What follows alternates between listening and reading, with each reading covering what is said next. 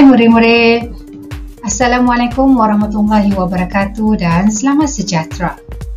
Cikgu harap semua murid-murid yang bersama dengan cikgu sekarang berada dalam keadaan sihat dan ceria. Baiklah, hari ini kita akan sambung pembelajaran bagi mata pelajaran Reka Bentuk dan Teknologi tahun 4 bersama dengan Cikgu Asti.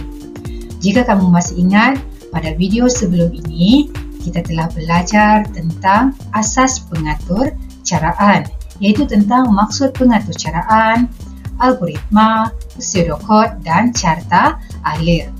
Hari ini kita akan sambung lagi tajuk asas pengatur caraan untuk bahagian yang ketiga. Nak tahu tentang apa? Pastikan kamu kekal bersama dengan cikgu sehingga ke akhir pembelajaran.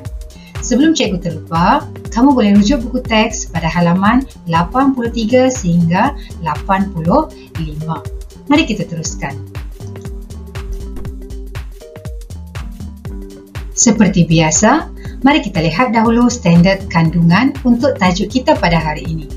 Untuk pengetahuan semua murid-murid, kita masih menggunakan standard kandungan yang sama seperti tajuk-tajuk sebelum ini, iaitu 6.1 Asas Pengatur Caraan. Kita lihat pula standard pembelajaran. Untuk hari ini kita ada 3 standard pembelajaran, iaitu yang pertama 6.1.4 menguraikan satu masalah menggunakan pseudokod dan carta alir.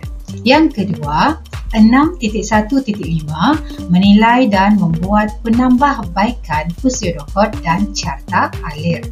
Seterusnya, standard pembelajaran yang ketiga, 6.1.6 merumuskan pseudokod dan carta alir yang telah dihasilkan.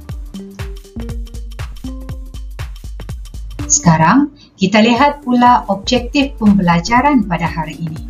Berdasarkan standard pembelajaran tadi, hari ini kita juga ada 3 objektif pembelajaran.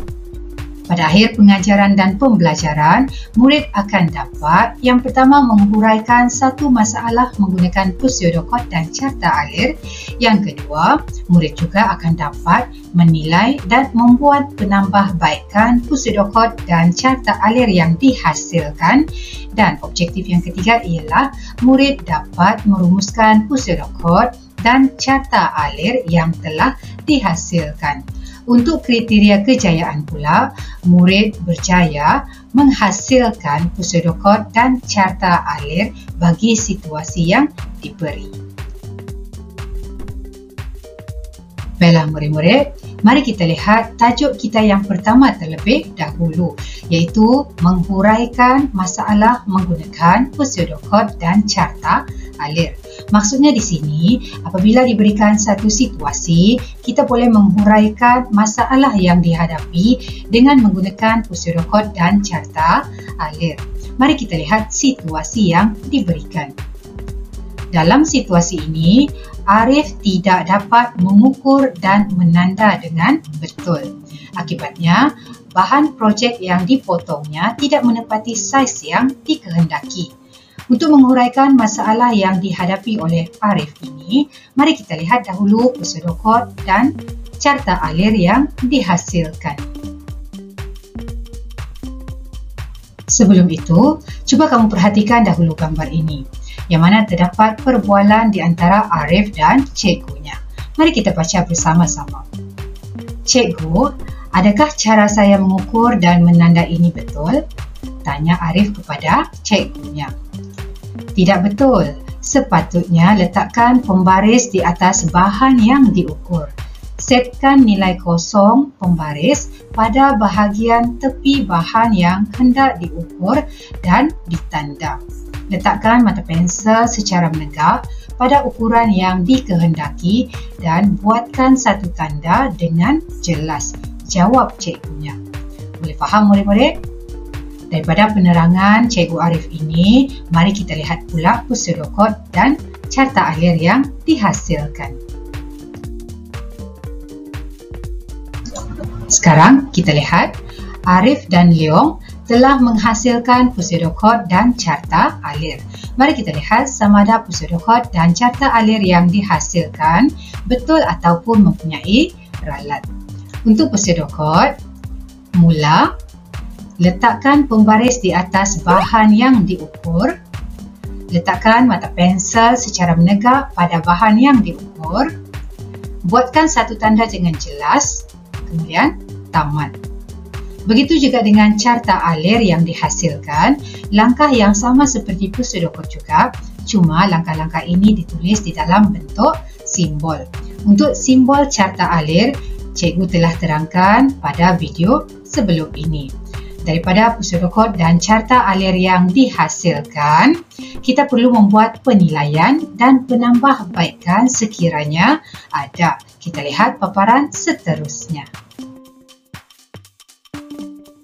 Sekarang, kita akan cuba menilai dan membuat penambahbaikan pseudocode dan carta alir yang telah dihasilkan tadi. Lihat semula pseudocode tadi, kemudian perhatikan jadual yang diberikan. Kita akan cuba membuat penilaian terhadap beberapa perkara. Perkara yang kita akan nilai ialah dari segi susunan, pernyataan dan perkataan mula dan tamat. Lihat pada susunan terlebih dahulu. Huraian di situ sama ada lengkap dan tertib ataupun tidak. Kemudian pada ruangan penilaian ditanda salah. Maksudnya untuk bahagian susunan kita perlu membuat sedikit penambahbaikan. Tapi sebelum itu kita lihat dahulu perkara yang seterusnya. Untuk pernyataan, perhatikan kata kerja pada awal setiap pernyataan. Ditanda di situ betul. Maksudnya semua kata kerja yang digunakan pada setiap langkah adalah betul. Kemudian perhatikan pula pada penggunaan huruf besar dan tebal pada setiap kata kerja. Juga ditandakan betul. Kamu boleh lihat pada pseudocode yang dihasilkan. Mula, letakkan, buatkan, tamat, semuanya ditulis menggunakan huruf besar dan tebal kan? Seterusnya, untuk perkataan mula dan tamat, huraian di situ bermula dengan perkataan mula dan tamat. Betul kan kalau kita lihat pada pseudocode yang dihasilkan? Jadi kita tanda betul. Selepas itu untuk huraian yang kedua, huruf besar dan tebal. Yang ini juga betul. Maksudnya di sini hanya satu perkara sahaja yang kita perlu buat penambahbaikan. Sekarang kita lihat pula carta alir. Sama seperti membuat penilaian untuk pseudocode tadi, cuma ada tambahan satu perkara iaitu simbol. Perhatikan pada simbol yang digunakan pada carta alir. Adakah menggunakan bentuk simbol yang betul? Ditanda di situ betul kan? Maksudnya semua bentuk simbol yang digunakan adalah betul. Jadi di sini kita hanya perlu membuat penambahbaikan untuk susunan sahaja. Mari kita lihat paparan seterusnya.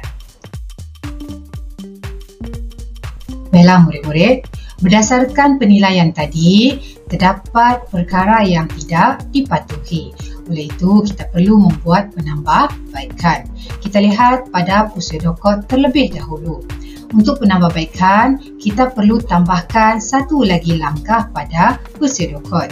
Jadi, pseudocode yang baru, mula, letakkan pembaris di atas bahan yang diukur, setkan nilai kosong pembaris pada bahagian tepi bahan. Langkah ini yang kita perlu tambahkan untuk mengatasi masalah arif tadi. Seterusnya, barulah letakkan mata pensel secara menegak pada bahan yang diukur. Buatkan satu tanda dengan jelas, kemudian tamat. Begitu juga pada carta alir, langkah yang sama perlu ditambah pada carta alir menggunakan simbol 4 segi. Sebab ini adalah proses ataupun aktiviti. Kamu boleh perhatikan pada gambar yang ditunjukkan. Boleh kan murid-murid? Sekarang, untuk tajuk yang ketiga, iaitu merumuskan pseudocode dan carta alir yang dihasilkan. Di dalam buku teks kamu telah diberikan contoh rumusan. Mari kita baca bersama-sama. kita mendapati bahawa satu langkah tidak dimasukkan dalam penghasilan pseudokod dan carta alir. Ingat lagi tak langkah yang tidak dimasukkan tadi? Iaitu setkan nilai kosong pembaris pada bahagian tepi bahan kan? Hal ini mengakibatkan kesalahan semasa melaksanakan kerja mengukur dan menanda. Oleh itu, kita hendaklah memastikan setiap urutan langkah kerja mengukur dan menanda dimasukkan dengan betul dan tepat dalam penghasilan pseudokod dan carta alir. Nampaknya, kita telah sampai ke penghujung pembelajaran untuk hari ini. Cikgu harap semua murid-murid boleh faham tentang tajuk yang kita bincangkan pada hari ini. Oleh itu, sekian dan terima kasih daripada cikgu untuk perhatian dan kerjasama yang telah diberikan sepanjang pembelajaran kita pada hari ini. Semoga kita berjumpa lagi pada video-video yang seterusnya. Bye-bye.